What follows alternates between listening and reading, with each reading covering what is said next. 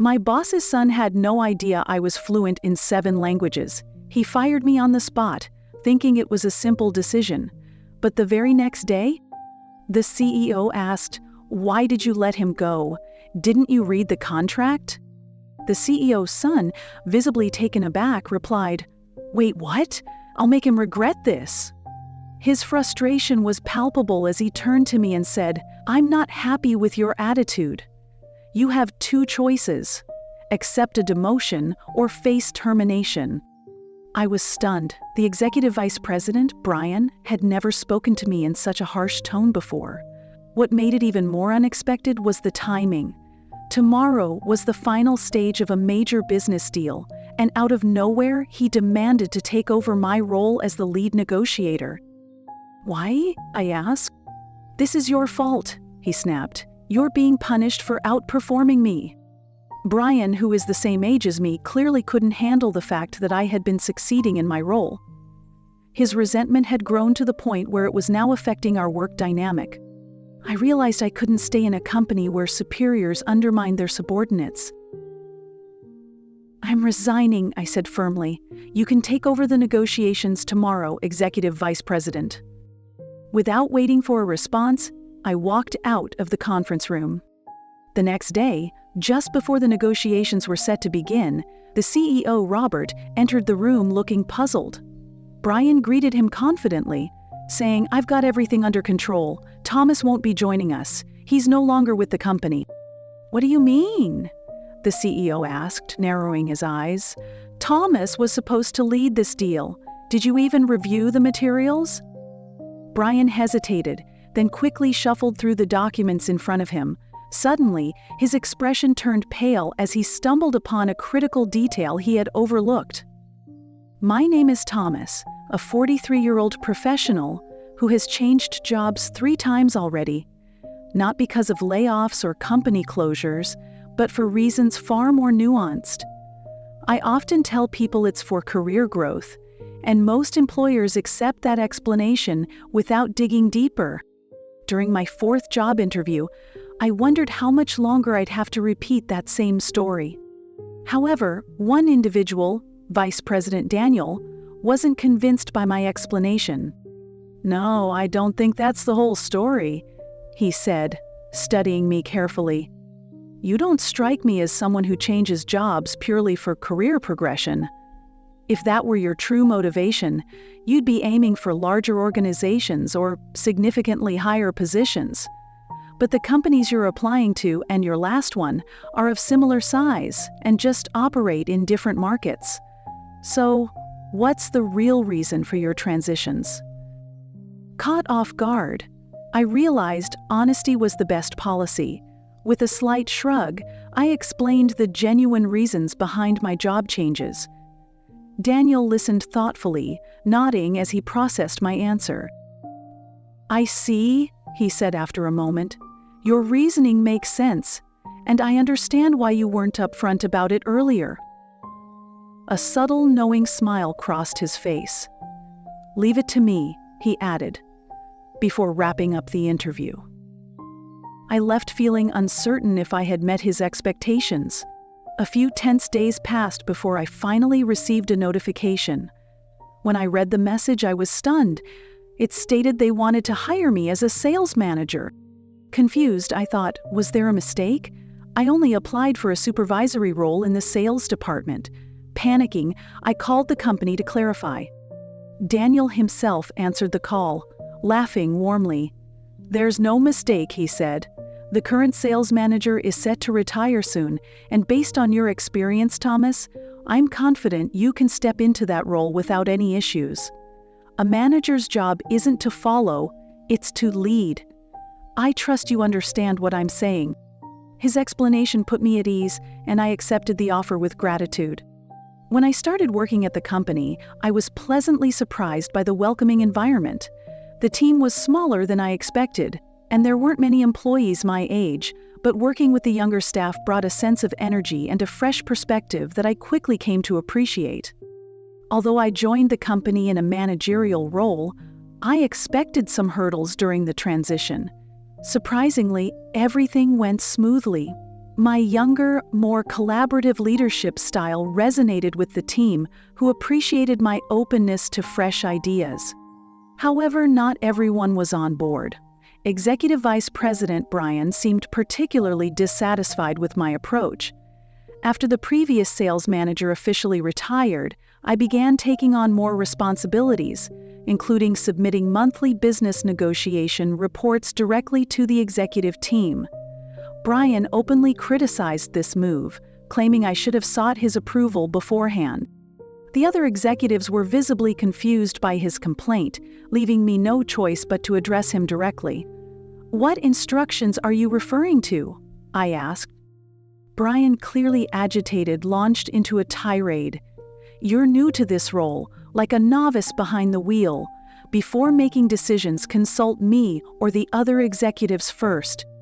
Comparing my experience to that of a rookie was both insulting and unfounded. As I weighed my response, Daniel, the vice president, who had supported my hiring, stepped in with impeccable timing. Daniel spoke up, calmly defending me. "Brian, let's not forget that you endorsed Thomas's appointment to this role. Moreover, the sales staff have found his leadership style far more approachable and effective." His remarks swayed the other executives, who ultimately sided with me. However, President Robert appeared less than pleased.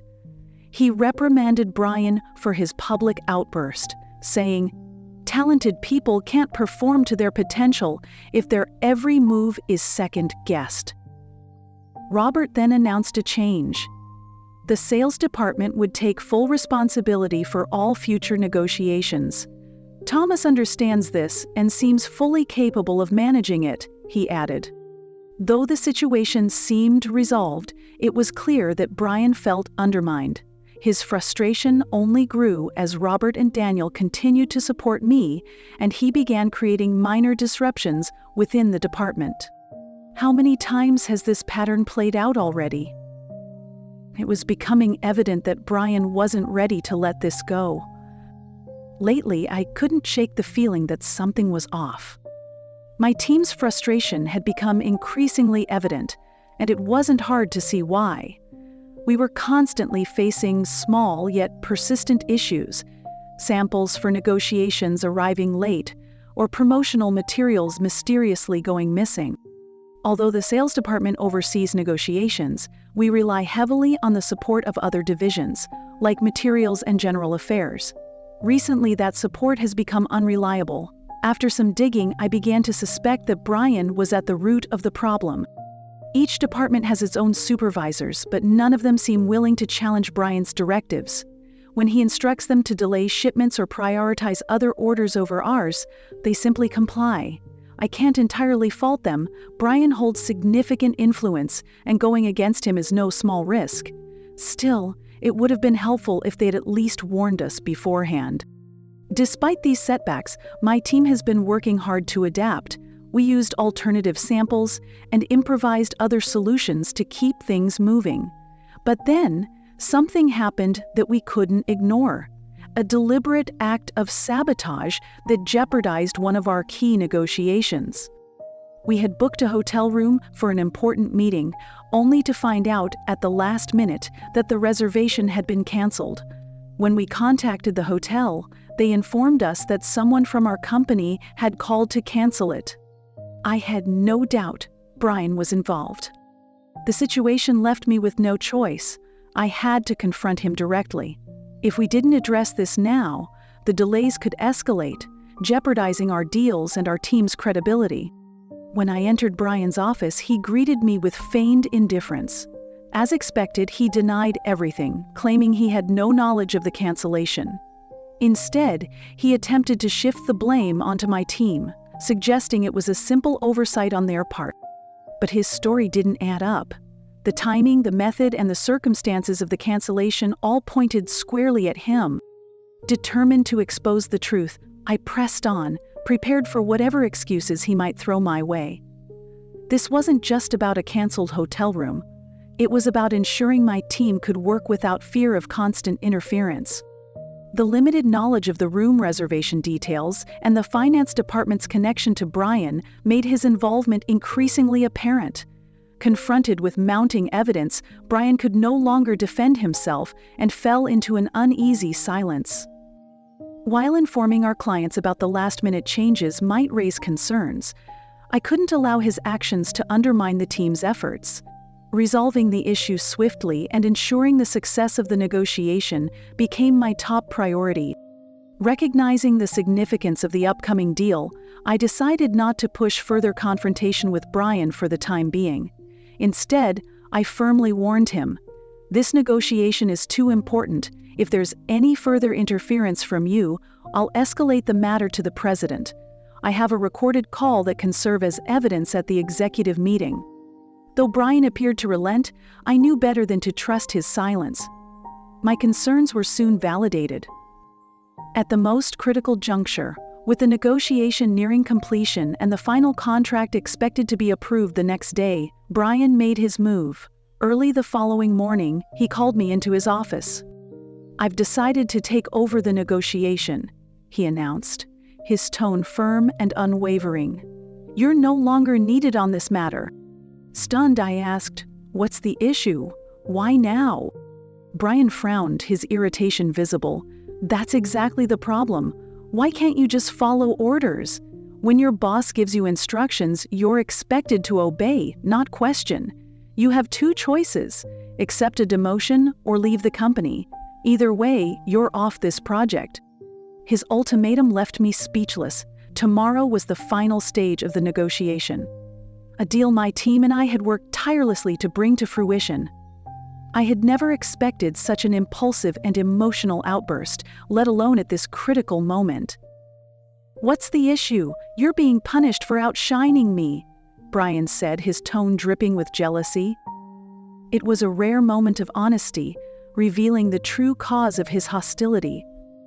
Brian, who was the same age as me, couldn't stand my success. He had been secretly undermining me, but now that I was close to finalizing a major deal, he decided to strike openly. Seeing my silence, he continued with a smug expression. "You were getting too arrogant, thinking you're special just because you can speak English. Don't forget, your resume shows you've worked at 3 different trading companies. We have plenty of employees here with English skills just as good as yours." For a moment, I almost asked how he knew the details of my resume. But then it dawned on me. HR was under Brian's control.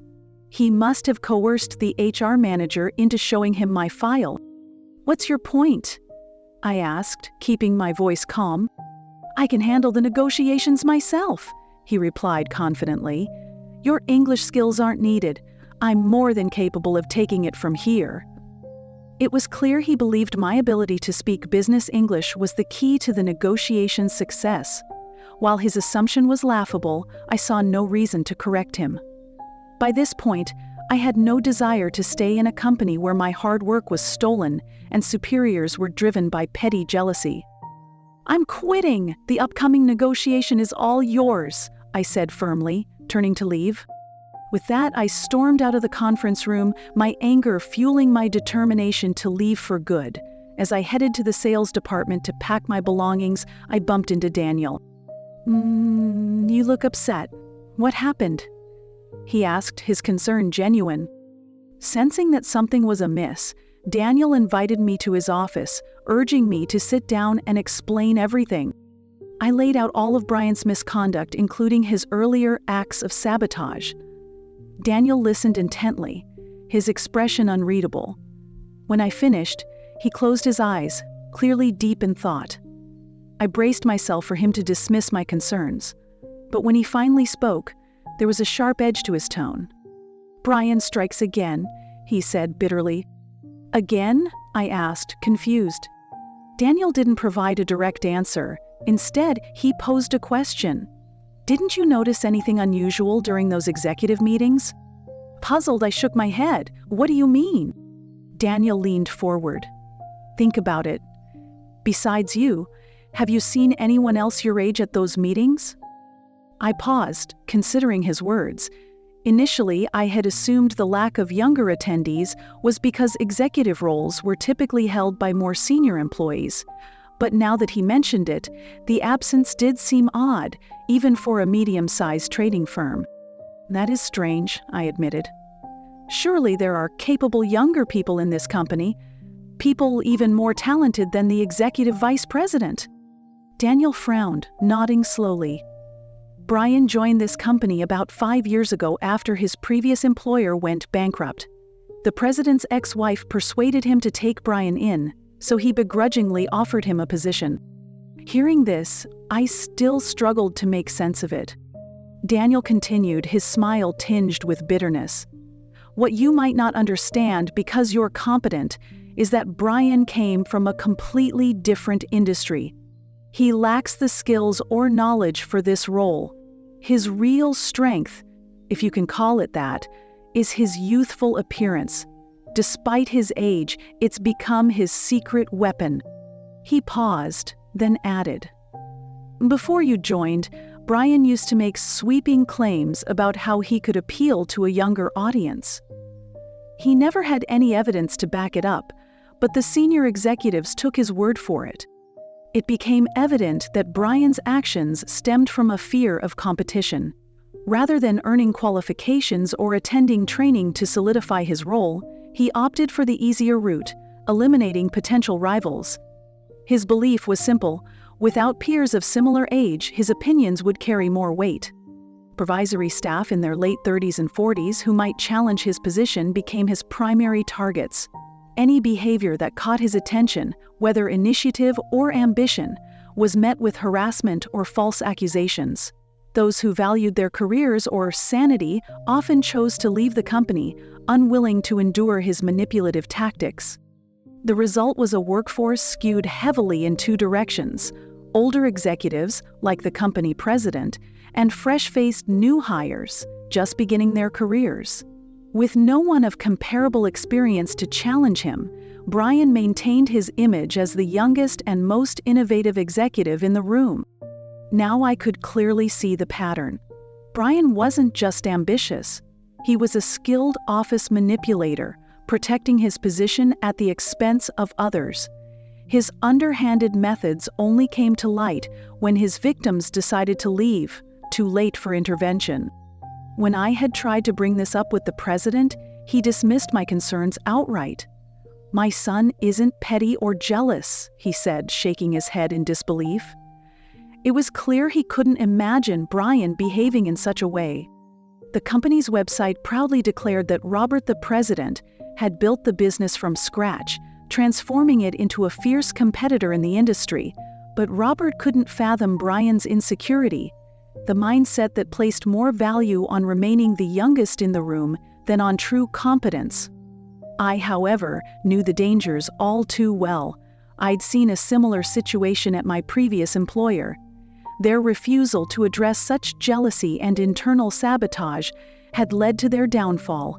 If left unchecked, history was bound to repeat itself here. I decided it was time to address the situation directly. "Executive Vice President Daniel," I began, "what are your long-term goals for this company?" Daniel looked at me, slightly taken aback. "My goals? Well, I'd like to see our revenue and profits continue to grow. The president's successor is also promising, even though he's still a student. The future looks bright." I could sense from Daniel's tone and expression that he wanted to avoid further conflict with Brian. Given his long tenure and the comfortable position he'd secured, it was clear he preferred not to disturb the status quo. However, leaving things as they were felt like a risk I couldn't ignore. Taking a deep breath, I decided to reveal something I hadn't even mentioned during my initial interview. "Do you know why I've changed jobs 3 times?" I asked. Daniel nodded, acknowledging what I'd shared before. "You mentioned being forced out due to workplace jealousy. It's unfortunate, but their loss is our gain. We're lucky to have someone as talented as you on board."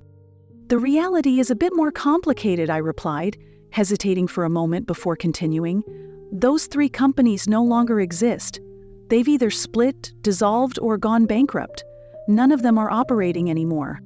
Daniel's expression turned to one of disbelief. "That can't be true. During our background checks, those companies were all still thriving." If you have any doubts, I suggest you check their websites now, I said firmly. Daniel quickly pulled out his smartphone and began searching. As he scrolled, his face grew more and more stunned with each passing second. "You're absolutely right, but how could this have happened?" Daniel asked, clearly struggling to process the situation. "It's actually quite straightforward," I began, keeping my tone measured. "The individuals who forced me out grew bolder and repeated the same behavior toward others. Now, imagine the consequences when this pattern continues unchecked." Daniel's expression grew more serious as I continued. "A company cannot thrive without its people. If the employees begin to leave, the foundation crumbles, and eventually the company collapses." Taking a moment to let my words sink in, I added, "This isn't just about me.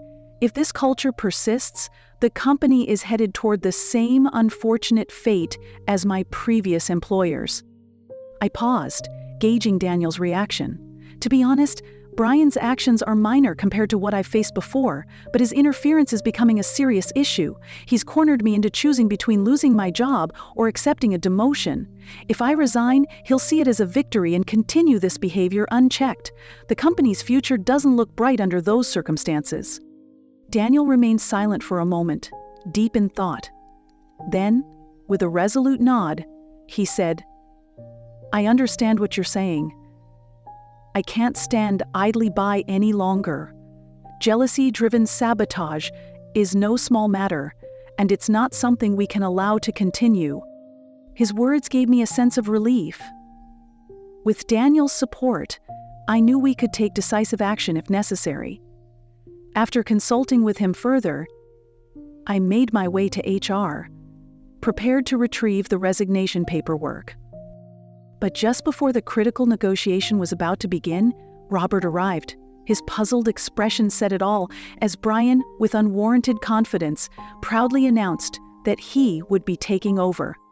"What do you mean Thomas was supposed to handle this? I fired him yesterday," Brian's son said proudly. Robert glared at him, visibly irritated.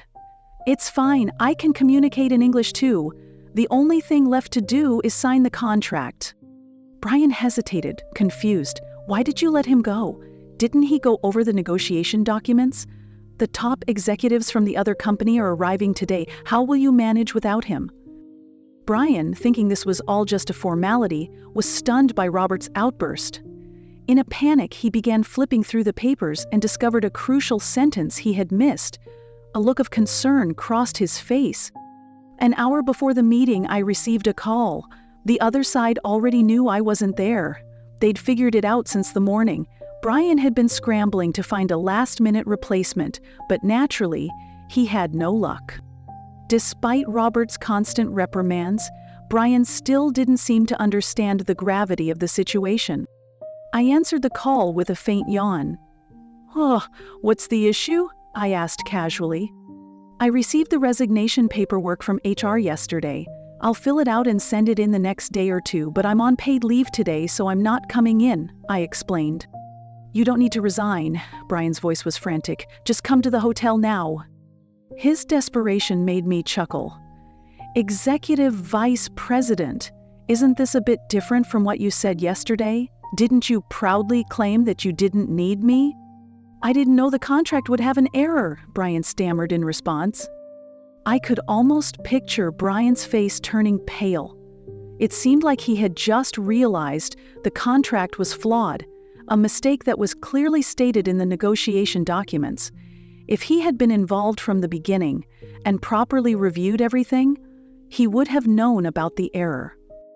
Our new client was a prestigious company from the Middle East, led by a highly nationalistic CEO.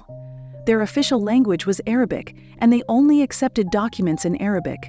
In today's globalized business world, trying to operate solely in one's native language is inefficient. That's why we always conducted negotiations in English with foreign companies, making sure only the authorized agent was involved, while top executives would remain in the background until the final stages. Although the company was well regarded and had great market potential, international partnerships were limited due to this language barrier. Many businesses struggled to navigate it. However, I had already made a strong impression by conducting negotiations in Arabic, my area of expertise. Being fluent in 7 languages, I could even tell a joke in Arabic with ease. If the negotiations had suddenly shifted, with the top executive, who had been reassured by their agent of our company's reliability, being addressed only in English, it would have been a clear disaster. The executive would have felt disrespected, and the deal would have fallen apart. The documents were explicit, and Brian's claim of ignorance couldn't be an excuse. I had already dismissed him, and now he was scrambling in desperation. He accused me of fraud simply because I hadn't listed every single skill on my resume. I couldn't help but laugh. Fraudulent hiring? Really? Not mentioning all of my qualifications doesn't make me a fraud.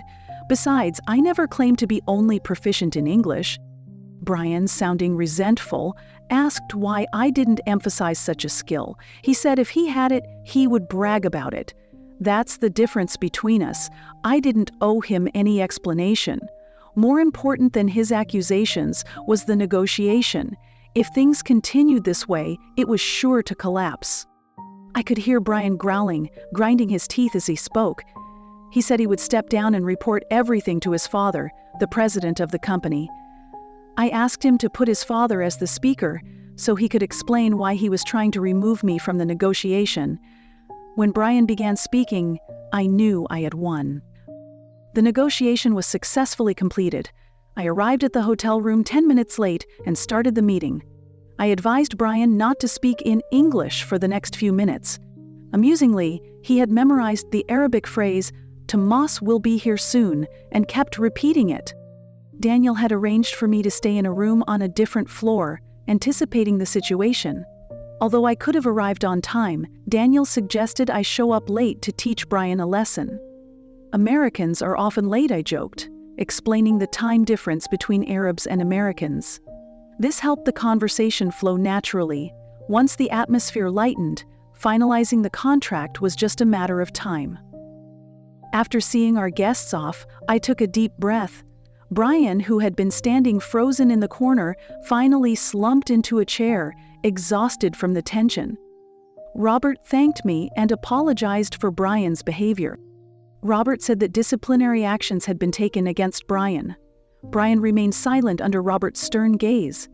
Robert mentioned they would discuss the details of the actions once we were back at the office.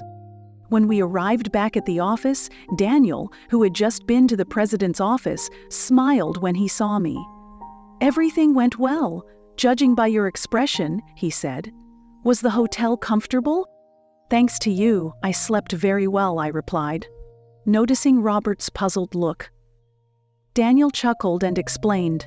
Brian had told Thomas that he was either getting promoted or demoted, so we couldn't afford to lose him. We needed you to see his misconduct. We asked him to help expose the company's internal issues. If I had reported Brian's actions myself, you would have been skeptical, I added. Even when Daniel told you, you didn't take it seriously. Robert looked embarrassed. "You're right. I apologize," he said. We had to corner Brian to get him to confess. Robert then turned to Brian, shouting, "I took you in when you had nowhere else to go, and this is how you repay me? It's like being bitten by my own dog. Write your resignation letter today, but you can stay until you find another job." Robert's glare made Brian tremble. "If you don't want to resign, you can be fired." "You had no problem threatening Thomas with the same choice," Robert added. Brian quickly agreed. "Okay, I'll write it." I struggled to suppress my laughter as Brian rushed to HR. His resignation was processed immediately. At the next week's morning meeting, Robert detailed Brian's wrongdoings and announced that those who had assisted him would face consequences. Those who had reluctantly supported Brian were either reassigned to lower roles or chose to resign under pressure. The company's hiring strategy shifted, focusing on recruiting individuals in their 30s and 40s, which turned out to be a positive change. This adjustment allowed younger employees, who had previously felt limited, to flourish. Removing Brian from the equation gave the company a new sense of energy and progress. Meanwhile, Brian now struggles to find employment, facing the repercussions of his past actions. Robert was curious about why I had kept my multilingual abilities a secret, as it could have been a great asset in job searches. I laughed and explained that, for me, it had been more of an obstacle than an advantage. Throughout my academic years, I developed a strong passion for languages, becoming fluent in 7 by the time I graduated. I initially used this skill to land a job after college, but soon found myself relegated to tasks involving only translation and interpretation. Although I was eager to take on more complex roles, I was limited to merely interpreting conversations for the executives. Even when I had suggestions that could improve a deal, I was not allowed to voice them. Frustrated, I requested a transfer, but my supervisor rejected the idea, stating that an interpreter only needed a functioning mouth, not intelligence. Behind my back, they would gossip about me and criticize me when I made mistakes. Although I was occasionally called into important discussions, my colleagues wrongly assumed that I was receiving preferential treatment, which only bred resentment. I realized that staying in that environment would be detrimental, so I decided to leave. Unfortunately, this pattern repeated itself at the next 2 companies. At previous companies, I often found myself exploited, facing jealousy and resentment from colleagues. To avoid these issues, I decided to downplay my language skills during job interviews. However, at my 4th company, Daniel quickly saw through my strategy. Thomas shared his experience of how companies faltered after my departure, largely due to jealousy and drastic actions, and the situation with EVP Brian was a perfect example. Fearing that our company might face the same downfall if we pushed Thomas out, we came together to find a bold solution. Robert expressed his gratitude by saying, "Thank you for your commitment to the company." "Thank you, Thomas, I will repay you both one day," as he shook our hands firmly. True to his word, the following year, Daniel became president, and Robert moved up to chairman. Daniel served as interim president until the issues were resolved and was highly pleased with the results. I was also promoted from sales manager to executive vice president. Despite the promotion, the fast-paced nature of the sales department remained unchanged. My current priority is to build a team of trustworthy subordinates to help share the workload. I am committed to using my language skills not only for convenience, but also to their full potential. I firmly believe in the responsibility of those in leadership positions to foster the growth of diverse talents, and I apply this philosophy in all aspects of my work.